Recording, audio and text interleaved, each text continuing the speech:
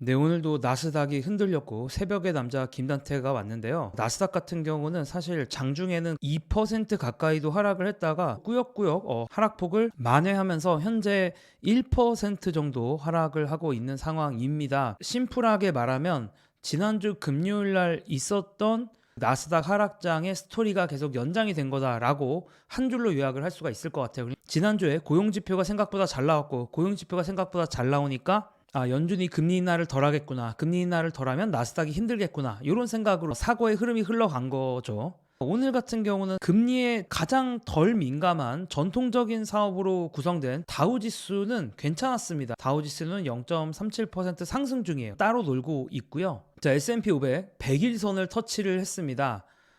이게 그렇게 뭐 아름다워 보이지만은 않죠. 이제 여기 이제 터치하고 다시 이제 반등을 하면은 괜찮은데, 만약에 터치를 하고 계속 내려가면 기술적으로 봤을 때 하락이 좀 더 깊어질 수 있다라는 그런 우려가 생각날 만한 그런 차트 모양이다라는 거 한번 짚고 넘어가 보고요. 오늘도 어쨌든 말씀드렸다시피 주가 하락의 주범은 10년물 금리고, 또 이 10년물 금리의 움직임이 전례 없는 움직임이기 때문에 시장에서의 우려가 많이 늘어나는 것 같아요. 전례 없는 얘기 조금 뒤에서 해보고, 일단 10년물 금리를 보면은 4.8을 계속 왔다 갔다 하고 있습니다. 그래서 4.8 근처로 가면 나스닥이 폭락을 하고, 4.8%에서 좀 4.7 이렇게 내려오면 나스닥이 다시 힘을 회복하는 그런 모습으로 가고 있는데, 오늘 좀 장에 안 좋았던 소식 중에 하나는 바로 원유 가격의 상승이었어요. 러시아에 좀 더 제재를 가한다 얘기가 나오면서 원유 가격이 상승했고, 원유 가격이 상승을 하면 인플레이션에 대한 우려가 또 시작될 수가 있겠죠. 왜냐하면 원유 가격이 올라가면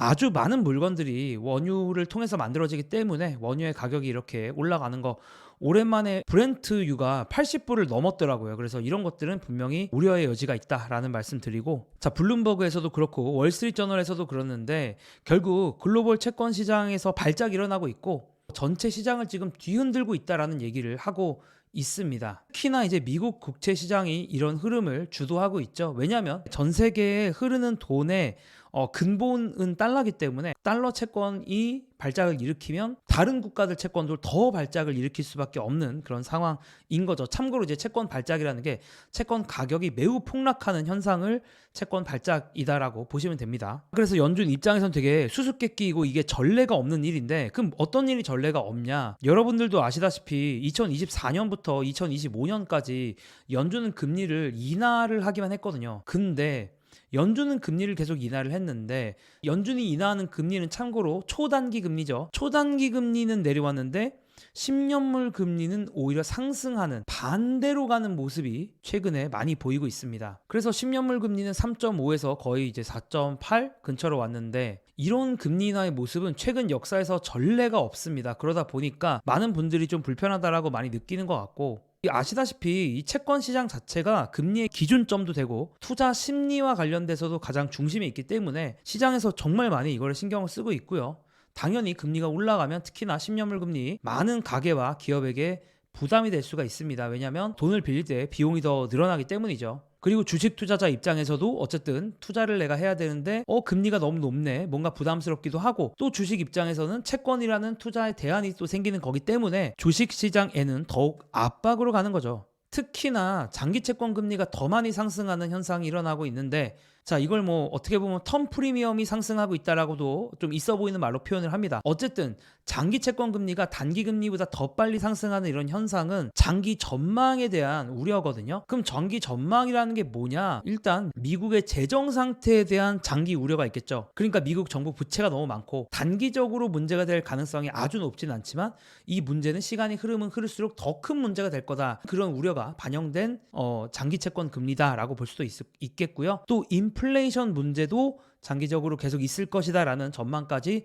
녹여 있지 않나. 그러다 보니까 10년물 채권 금리가 그런 우려를 타고 더욱더 상승하고 있습니다. 참고로 10년물 금리가 상승한다는 거, 10년물 채권 가격 자체는 하락을 하는 거죠. 물론 이런 채권 금리가 반전될 거라고 보는 사람들도 있긴 해요. 왜냐하면 지금 이렇게 10년물 금리가 상승함에 따라 금융 여건 자체가 매우 안 좋아지고, 금융 여건이 안 좋아지면 경기가 둔화되고 경제가 둔화되니까 그럼 연준이 다시 완화적으로 돌아설 수 있지 않느냐라는 그런 기대를 하는 사람도 있고, 사실 경제라는 게 좀 계속 이런 부분이 있죠. 이렇게 갔다가 이 방향으로 넘어가면 반대 방향으로 가는 힘이 또 생기니까. 자, 엔비디아 오늘 2.74% 하락을 하고 있는데, 물론 나스닥의 하락, 이런 금리의 상승 자체는 부담스러웠겠지만 엔비디아에게 안 좋은 소식이 사실 오늘 꽤 많았어요. 자, 어떤 소식이 있었냐? 첫 번째 소식은 미국이 중국을 겨냥한 AI 반도체 수입 상한제 규제를 발표를 했습니다. 근데 이 규제의 핵심이 뭐냐면, 중국이 미국의 AI 반도체를 이용하기 위해서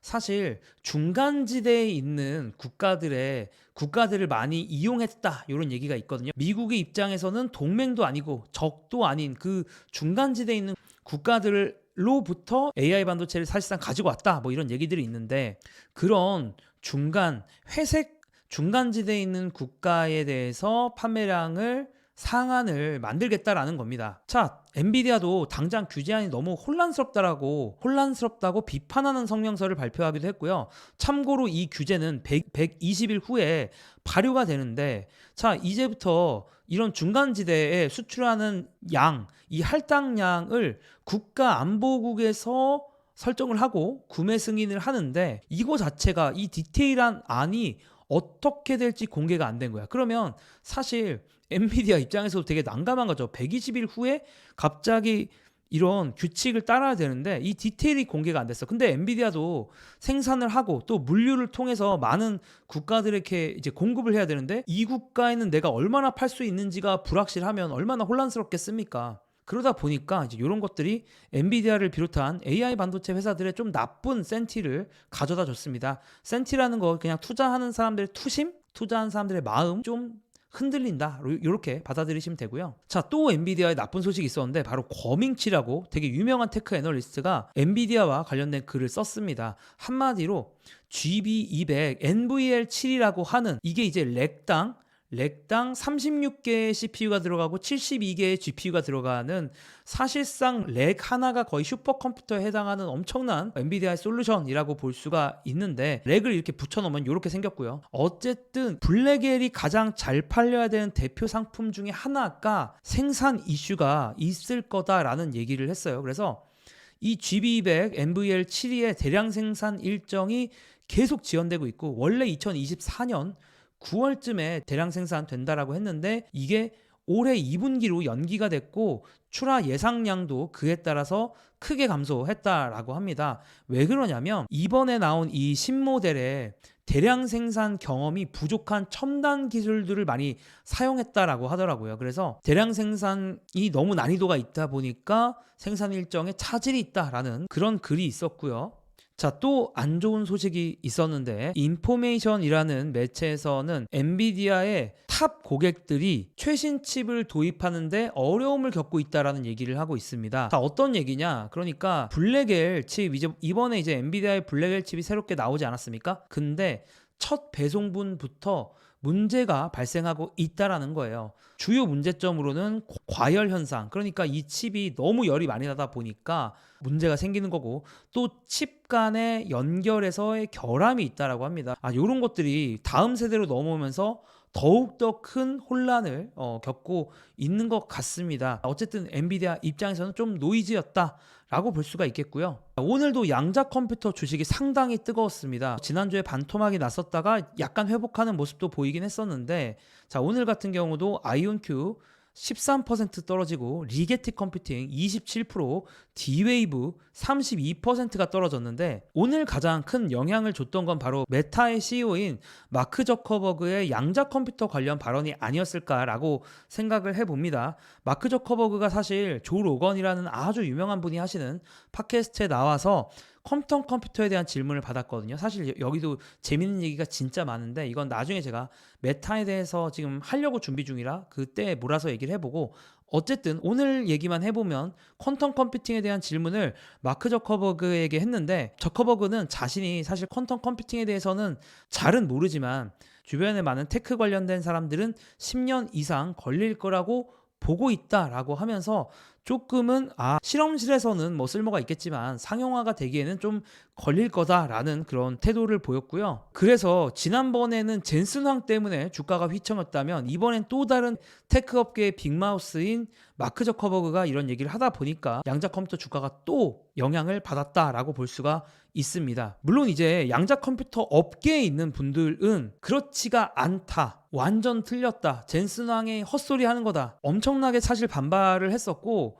그리고 또 양자 컴퓨터 회사 임원들이나 이제 주요 투자자들의 반응은 양자 컴퓨팅을 견제하기 위한 발언이다라는 그런 얘기들을 하고 있습니다. 뭐 결국에 저도 뭐 이 분야 전문가가 아니니까 뭐 어느 한쪽으로 단언을 하긴 힘든데, 결국에는 시간이 밝혀주지 않을까. 당장 개인적인 생각은 양자 컴퓨팅 관련된 회사들이 일단 재무적으로 흑자를 먼저 찍는 거를 딱 보여주면 거기서부터 아마 시장이 정말 큰 흐름이 바뀌어 나가지 않을까라는 생각을 개인적으로 합니다. 어쨌든 간에 영업 마진이 다 마이너스 100%가 넘는 회사들이 대부분이다 보니까 시장에서도 여전히 우려를 하는 부분이 있는 것 같아요. 자, 어쨌든 오늘도 이틀 연속 이렇게 전체 시장이 이렇게 흔들리고 있는데, 결국에 제가 보기에 희망은 바로 CPI 지표가 발표하는 게 아닐까. 이번 주 수요일 날 저녁에 미국의 물가지수인 CPI가 발표가 되는데, 결국은 이게 이번 달 증시를 판가름하지 않을까라는 생각을 하면서 저도 CPI와 함께 찾아뵙도록 하겠습니다. 감사합니다.